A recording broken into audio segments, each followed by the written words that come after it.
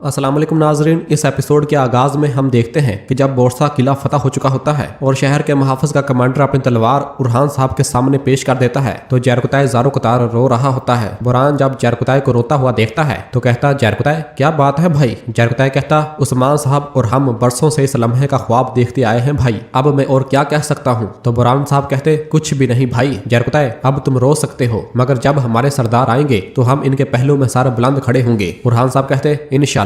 और फिर इसके बाद फसीलों पर मौजूद तमाम बाज़ंतीनी परचम उतार दिए जाते हैं और एक मुअज्जिन भी ऊपर पहुंच जाता है। और फिर बुरहान साहब खलील से कहते, खलील हमारा परचम बुलंद करो। खलील कहता, जो आपका हुक्म हजूर। और फिर सिपाहियों को हुक्म देता है, सिपाहियों। ये सुनते साथ ही कई सिपाही परचम लहराना शुरू कर देते हैं और मुअज्जिन अजान देने लग जाता है, अल्लाहु अकबर अल्लाहु अकबर अल्लाहु अकबर अल्लाहु अकबर अशहदु अल्ला इलाहा इल्लल्लाह अशहदु अल्ला इलाहा इल्लल्लाह अशहदु अन्ना मुहम्मदुर रसूलुल्लाह अशहदु अन्ना मुहम्मदुर रसूलुल्लाह हय्या अला सलाह हय्या अला सलाह हय्या अल फलाह हय्या अल फलाह अल्लाहु अकबर ला इलाहा इल्लल्लाह। और इस तरह नाज़रीन कराम बोरसा किला फतह कर लिया जाता है और सब लोग दुआ मांगते हैं। नाज़रीन फिर इसके बाद हम अगले मंजर में देखते हैं कि बुरहान साहब अपने घोड़े पर सवार हुए बोरसा शहर की गलियों में से आगे बढ़ रहे होते हैं, जहाँ पर मौजूद तमाम लोग उन्हें देख रहे होते हैं और डरे और सहमे हुए होते हैं। पूरा रास्ता उनके लिए बिल्कुल साफ होता है, जबकि तकफूर सरोज और बाकी सरदारान भी अपने सिपाहियों के हमरा उनके पीछे पीछे चल रहे होते हैं। और फिर बुरहान साहब जब आगे बढ़ रहे होते हैं तो एक बुजुर्ग अपनी खातून से पूछता, क्या वो हमें गुलाम बना लेगा? तो वो खातून कहती, खुदा हमें बचाए। फिर एक आदमी कहता, उम्मीद है वो रहम करेगा। और वहाँ मौजूद तमाम ईसाई लोग बहुत ज्यादा डरे और सहमे हुए होते हैं। बुरहान साहब को देखकर एक बच्ची जो अपनी माँ से लिपटी हुई होती है डर कर उसके हाथ से सेब नीचे गिर जाता है, जिसे देखते साथ ही उसकी माँ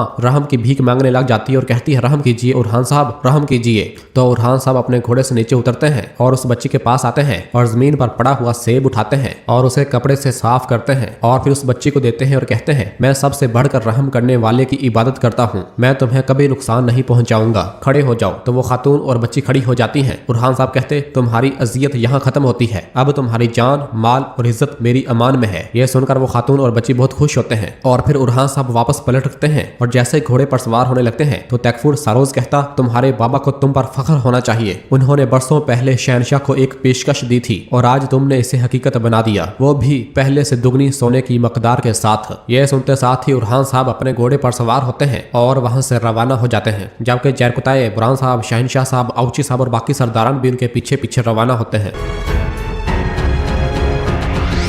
जबकि दूसरी जानब जंगल में शहनशाह और शहजादी अस्पोर्चा एक जगह पर मौजूद होते हैं और शहजादी गुस्से से कहती, कमीना बुरहान। शहनशाह कहता, काश मैंने तुम्हें यहाँ कभी बुलाया ही ना होता, जब हम कुस्तुनतुनिया वापस पहुंचेंगे तुम मुझे सब कुछ बताओगी। तो शहजादी कहती, नहीं बाबा, मैं आपके साथ वापस नहीं जा रही, मैं यही रहूंगी और लड़ूंगी। जबकि उधर बोरसा के बाहर तमाम काई सिपाही अल्लाहु अकबर के फिलाग शिगाफ नारे बुलंद कर रहे होते हैं और पूरी फजा अल्लाहु अकबर के नारों से गूंज रही होती है। और फिर तकफूर सरोज किला हवाले करने के बाद वापस लौट रहा होता है और बाहर निकलते हुए सिपाहियों के अल्लाहु अकबर के नारे सुनता है, जबकि किले के अंदर अलाउद्दीन साहब बुरहान साहब से मिल रहे होते हैं और सब बहुत ज्यादा खुश होते हैं। और फिर बुरहान साहब अपने घोड़े पर सवार हुए वहां पहुंचते हैं, जहां पर बुरहान साहब के खिताब के लिए स्टेज बनाया गया होता है। और फिर बुरहान बुलंद आवाज से कहता, दस्तूर, काइयों और तमाम तुर्कमानों के रहनुमा बोरसा के नए मालिक बुरहान साहब। और फिर इसके बाद बुरहान साहब अपने घोड़े से नीचे उतरते हैं और स्टेज की जानब बढ़ते हैं। और फिर ऊपर आने के बाद वो सब लोगों से मुखातब होकर कहते हैं, ए बोरसा के लोगों, अपने कदम अपने दिल खौफ और परेशानी से पाक कर लो, तुम्हारा बरसों का पुरतकलीफ इंतजार अब खत्म हो चुका है। यह सुनकर वहां मौजूद सब लोग एक दूसरे की जानब हैरानगी से देखने लग जाते हैं। उस्मान साहब कहते, अब तुम्हारे लिए राहत, सुकून और खुशहाली के दिन है। काइयों के अजीम परचम के साए में सुकून पाने वाले बोरसा में अल्लाह का अजीम इंसाफ और तुर्कों की सखावत तुम्हारे लिए ढाल बनेगी। ये शहर रजामंदी से हवाले किया गया है, जो चाहे 3 दिन के अंदर जहाँ चाहे जा सकता है और जो चाहे वो यहाँ हमारे साथ रह सकते हैं। जाने वालों के रास्ते की हिफाजत हमारी जिम्मेदारी होगी। बोरसा में इनकी जायदादें मुनासिब कीमत पर खरीदी जाएंगी। यह सुनकर सब लोग बहुत ज्यादा खुश होते हैं। और फिर वहां मौजूद एक आदमी पूछता, और जो यहाँ रहेंगे उनका क्या? बुरहान साहब, क्या आप हमें जबरदस्ती मुसलमान करेंगे? तो बुरहान साहब कुरान पाक की आयत बताते हैं, ला इकराह फिद्दीन, यानी दीन में कोई जबरदस्ती नहीं, हम किसी को जबरदस्ती दीन में दाखिल नहीं करते। ईमान तलवार से नहीं दिल से होता है, जो चाहे इस्लाम कबूल करे, जो चाहे अपने दीन पर आजादाना और खुलकर जिए। बोरसा में रहने वाले अब मेरी राया है, इनकी जान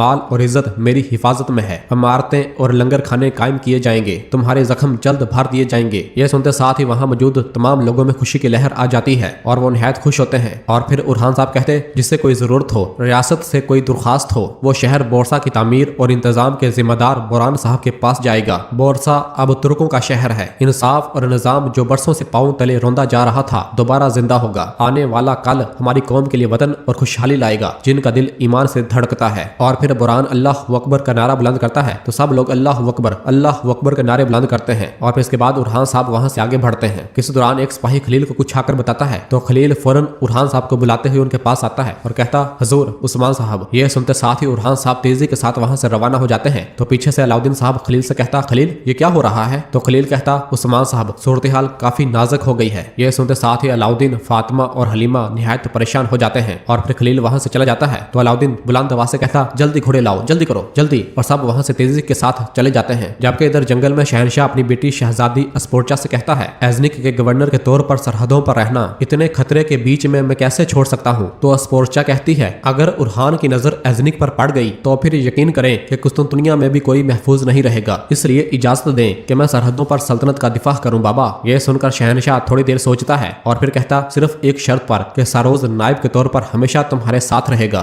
ہماری زمینوں کی حفاظت تم اس کے تجربے کے ساتھ کرو گی۔ اس پر شہزادی رضامندی ظاہر کرتی ہے جبکہ ساروز کہتا عالیجاہ کی ذرہ نوازی ہے اور خوش ہوتا ہے اور دیفنے کی جانب دیکھتا ہے تو دیفنے بھی بہت خوش ہو رہی ہوتی ہے کیونکہ یہ دونوں ہیکٹر کے وفادار ہوتے ہیں اور اس طرح ساروز شہزادی پر نظر رکھ سکے گا۔ جبکہ ادھر جنگل میں ہم دیکھتے ہیں کہ ارحان صاحب برق رفتار کے ساتھ اپنا گھوڑا بھگاتے ہوئے کائی قبیلے کی جانب جا رہے ہوتے ہیں۔ کسی دوران ان کے سامنے رستے میں فلادیوس کھڑا ہوا ہوتا ہے جسے دیکھ کر ارحان صاحب کہتے فلادیوس مجھے جلدی ہے۔ تو فلادیوس کہتا اپنے شہر کو ان شیطانوں سے بچانے کے لیے میں نے تمہارے ساتھ جان خطرے میں ڈال کر اتحاد کیا، میں نے تمہاری جان بھی بچائی لیکن تم نے مجھے روکے رکھا تاکہ بورسا ہتھیا سکو۔ ارحان صاحب کہتے بورسا میرے اور شہنشاہ کے بیچ کا معاملہ ہے، اگر تم اس کے اور ریاست کے وفادار کا ماندار ہو تو امن کے آگے جھک جاؤ۔ یہ سن کر فلادیوس کو بہت زیادہ غصہ آتا ہے اور کہتا تمہاری یہ چالیں کبھی ختم نہیں ہوں گی، ہے نا ارحان؟ کس دوران پیچھے سے ہی خلیل بھی اپنا گھوڑا بھگاتے ہوئے وہاں پہنچ جاتا ہے۔ ارحان صاحب خلیل کو پیچھے ہی روک دیتے ہیں اور پھر فلادیوس سے کہتے ہیں فلادیوس یہ بات ہم بعد میں کریں گے، مجھے جلدی ہے، مجھے بابا تک پہنچنا ہے۔ تو فلادیوس کہتا کیا میرے باپ کا قاتل آخر کار مر رہا ہے؟ یہ سن کر ارحان صاحب کو نہایت غصہ آتا ہے اور وہ فلادیوس کے پاس آتے ہیں اور اسے کہتے تمہارے باپ کا قاتل میرا باپ نہیں خود ساروز ہے۔